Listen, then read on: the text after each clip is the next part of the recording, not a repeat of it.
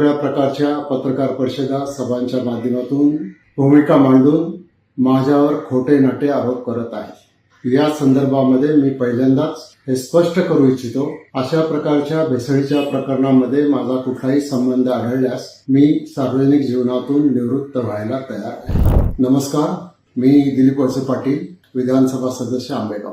गेल्या काही दिवसापासून एफडीएच्या माध्यमातून राज्यामध्ये वेगवेगळ्या व्यवसायावर तपासणी करून त्यांच्यावर कारवाई हाती घेण्यात आलेली आहे।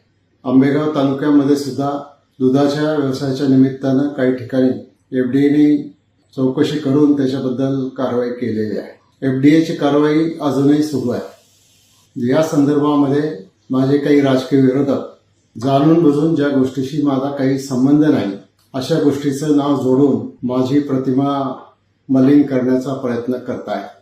या संदर्भामध्ये मी माझी भूमिका अतिशय स्पष्ट केलेली आहे की अशा प्रकारची भेसळ करणारी व्यक्ती किंवा कंपनी किंवा संस्था कुठली जरी असली तरी त्याला मी पाठीशी घालणार नाही। एफडीए विभाग त्यांच्यावर कारवाई करायला पूर्णपणाने सक्षम आहे आणि पोलीस विभाग देखील त्यांच्यावर कारवाई करायला सक्षम आहे। परंतु जाणून बुजून माझं चारित्र्य हनन करण्याच्या दृष्टिकोनातून, मला राजकीय दृष्ट्या अडचणीत आणण्याच्या दृष्टिकोनातून काही विघ्न संतोषी अल्पसंतुष्ट लोक वेगवेगळ्या प्रकारच्या पत्रकार परिषदा, सभांच्या माध्यमातून भूमिका मांडून माझ्यावर खोटे नाटे आरोप करत आहेत। या संदर्भामध्ये मी पहिल्यांदाच हे स्पष्ट करू इच्छितो, अशा प्रकारच्या भेसळीच्या प्रकरणामध्ये माझा कुठलाही संबंध आढळल्यास मी सार्वजनिक जीवनातून निवृत्त व्हायला तयार आहे।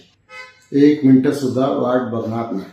परंतु खोटं नाटं जाणीवपूर्वक कोणाच्या तरी सांगण्यावरून राजकीय फायद्यासाठी करण्याचा प्रयत्न जर कोणी करत असतील तर त्यांना देखील मी या निमित्तानं इशारा देतो की गेले काही दिवस मी मुद्दाम तुमची भूमिका समजून घेत होतो, पण यापुढे तुम्ही असाच तुमचा प्रयत्न चालू ठेवला, माझी बदनामी चालू ठेवली तर निश्चित तुमच्यावर फौजदारी आणि आर्थिकदृष्ट्या मोठ्या नुकसान भरपाईचा दावा मी हायकोर्टामध्ये करायला मागे पुढे पाहणार नाही, तो मी करणारच आहे। त्यामुळे आता तरी या अशा अल्पसंतुष्ट व्यक्तींनी माझी बदनामी करायचं थांबवावं, अन्यथा पुढील कारवाईला सामोरं जायची तयारी ठेवावी। आणि पुन्हा एकदा मी आंबेगाव तालुक्यातल्या, पुणे जिल्ह्यातल्या आणि महाराष्ट्रातल्या जनतेला सांगू इच्छितो की अशा कुठल्याही प्रकारच्या चुकीच्या गोष्टीशी माझा दुरान्वयाने सुद्धा संबंध नाही। तो संबंध कोणी सिद्ध करून दिल्यास मी पुन्हा एकदा सांगतो की मी सार्वजनिक जीवनातून निवृत्त व्हायला तयार आहे।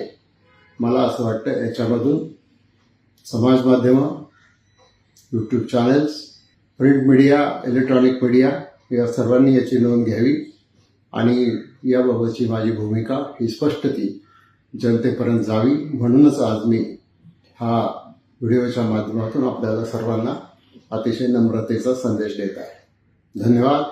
जय हिंद, जय महाराष्ट्र। शेवटी सत्याचाच विजय होतो, सत्याचाच विजय होईल।